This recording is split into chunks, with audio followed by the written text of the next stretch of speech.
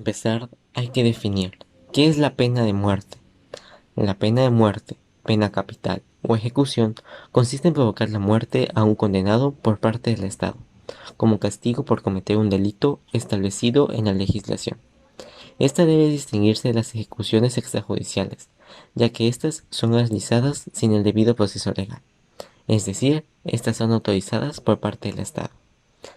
Los diferentes métodos que se han utilizado a lo largo del tiempo para llevar a cabo dichas ejecuciones han sido la decapitación, electrocución, ahorcamiento, inyección letal y armas de fuego, es decir, decapitación por parte de una guillotina, electrocución por medio de una silla eléctrica, ahorcamiento en la horca, inyección letal de un veneno el cual puede llevar a la muerte y armas de fuego, es decir, fusilamiento. Ejecuciones por año.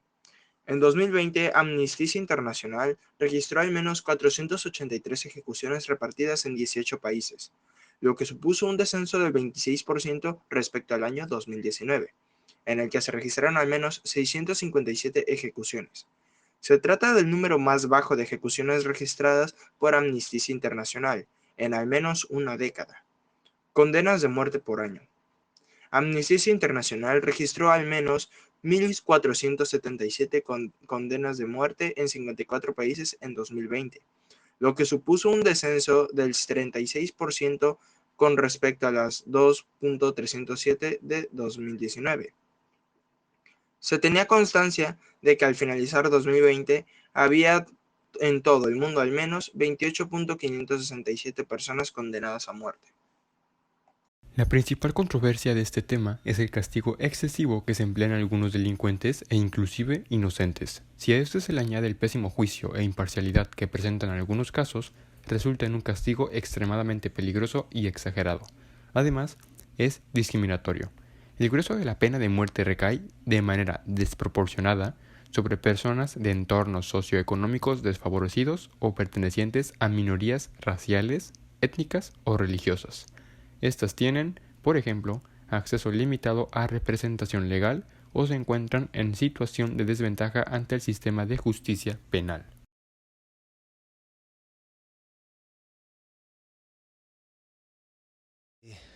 Siempre ha sido, creo yo, que la fuerza del Estado y policial ha intentado aplicar la ley para beneficiar a las élites, que siempre van a ser élites de un color o de otro color, o de una religión o de otra religión, o de un idioma o de otro idioma.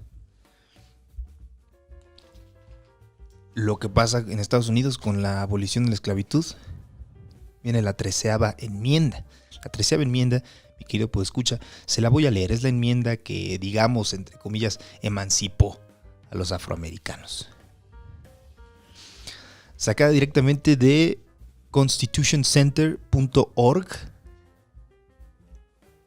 Es el texto traducido al español de la 13ª enmienda de la Constitución gringa, ratificada diciembre 6 de 1865. La enmienda 13ª dice, sección 1, ni esclavitud ni trabajo forzado, excepto como castigo de un delito del que el responsable haya sido debidamente condenada, existirá dentro de los Estados Unidos ni en ningún lugar sujeto a su jurisdicción. Básicamente, la esclavitud no existe a menos que seas responsable de un crimen y te vayas a la cárcel. Si es así, el gobierno es dueño de tu trasero. Es un tecnicismo que explotaron un grupo de blancos en el sur de Estados Unidos acabada la guerra civil para poder seguir, para reconstruir su economía. Lo que hicieron fue encarcelar en masa a un montón de afroamericanos para tener su labor gratuito dentro de la cárcel. En Estados Unidos es un país que tiene el 5% de la población mundial y a pesar de eso tiene 25% de los prisioneros del mundo, un total de 2.3 millones de presos en Estados Unidos. Acabada la guerra civil, la economía sureña queda en ruinas y tienes a 4 millones de personas que pasaron de ser esclavos a hombres libres. El tecnicismo que se encuentra agregado en la 13ª enmienda fue usado inmediatamente por estos cabrones. Terminada la guerra civil, inicia una alza muy en el encarcelamiento, específicamente de los afroamericanos de manera masiva, y son enviados a prisiones por tirar basura, ver feo a un blanco. Cuando están en la cárcel, un de empresas se benefician del trabajo gratuito de estos güeyes.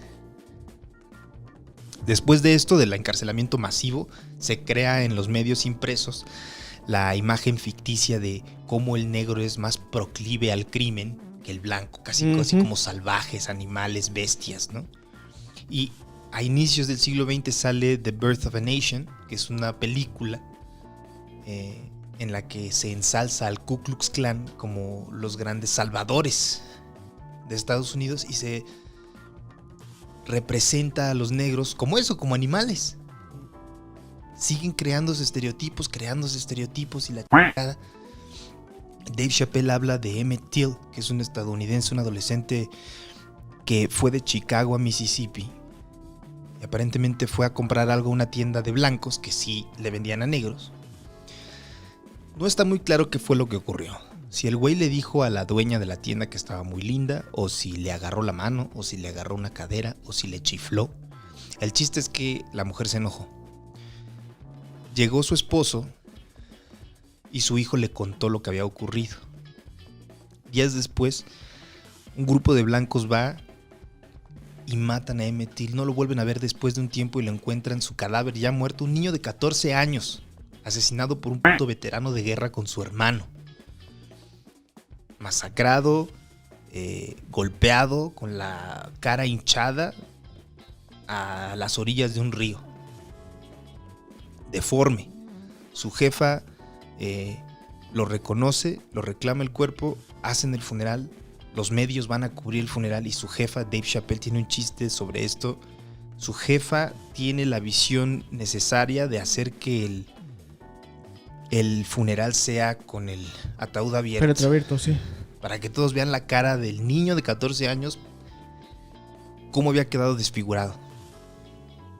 Eso hace que muchos se empiecen a pensar que algo se tiene que hacer en Estados Unidos. Esto fue en el 55. Durante el movimiento de derechos civiles, se pasa el Voting Rights Act del 65.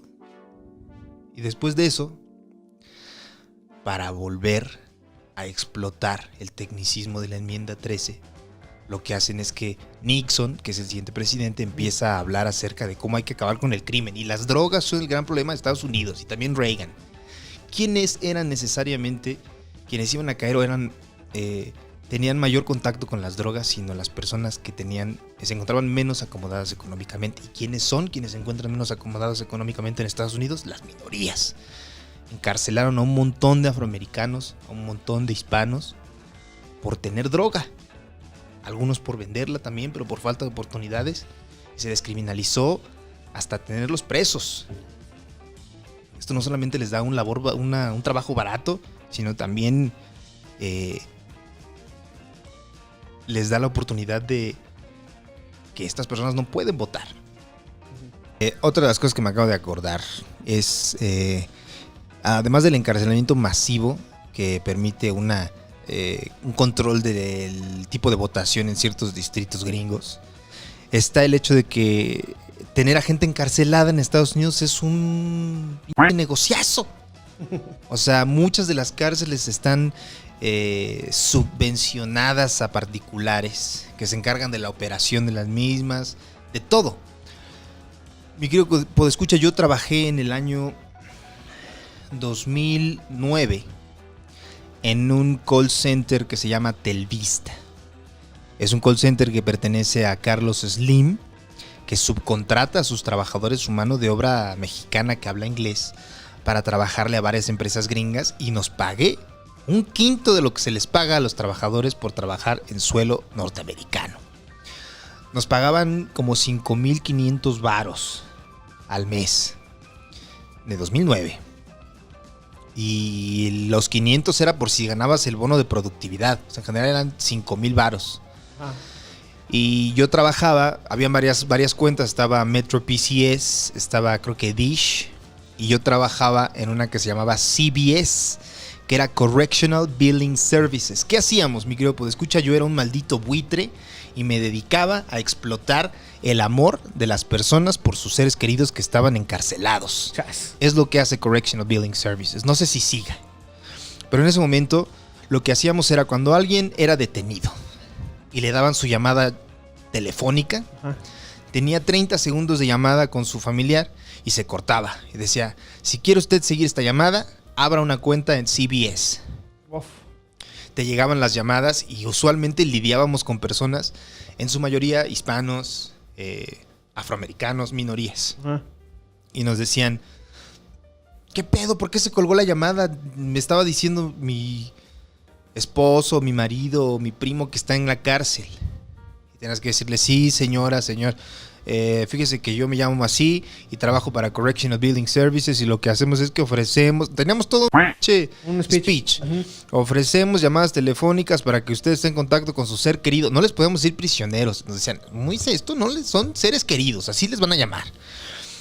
Y tiene que hacer un paquete de prepago y usted puede hacerle llamadas cuando usted quiera, le van a costar tanto y le voy a abrir. Y si les hacían llamadas y se cortaba, te llamaban para que les reembolsaras, todo. Y en el entrenamiento en CBS nos dijeron, les van a gritar porque estas personas están emputadas, están asustadas, están sacadas de pedo porque sus familiares están en la prisión. Los acaban de meter, ese es el inicial. Y el sistema automáticamente les va a abrir una nueva cuenta. Nada más les toca a ellos activarla y darles un pago por adelantado, ya sea que la quieran tener de prepago o que les llegue con cargo a su recibo Telmex, ¿no? Y nos decían, les van a gritar, les van a decir esto, les van a decir aquello, pero miren, ustedes ni se saquen de pedo. Y si la mujer les dice, ¿qué otra cosa puedo hacer? Esto está muy caro. No hay, es No lo que hay hay. cosa. La prisión tiene contrato con CBS y no hay otra forma de que se puedan... Si quieren hablar con sus seres queridos, tienen que hacer una cuenta contigo.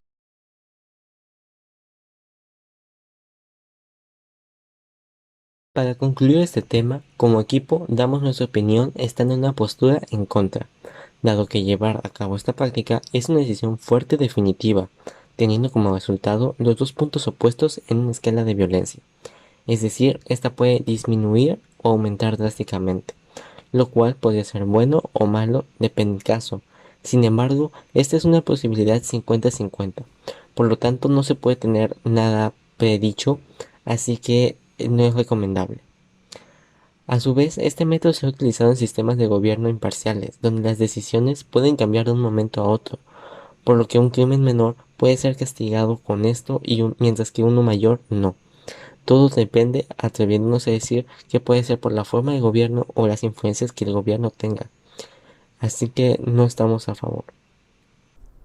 Además, a lo largo de la vida y la historia, se ha podido ver cómo el uso de la violencia simplemente a largo o a corto plazo genera más violencia. Es decir, retomando la segunda opción de lo primero que se dijo, no serviría para nada, porque a pesar del remordimiento de quien haya tomado la decisión, no genera un cambio.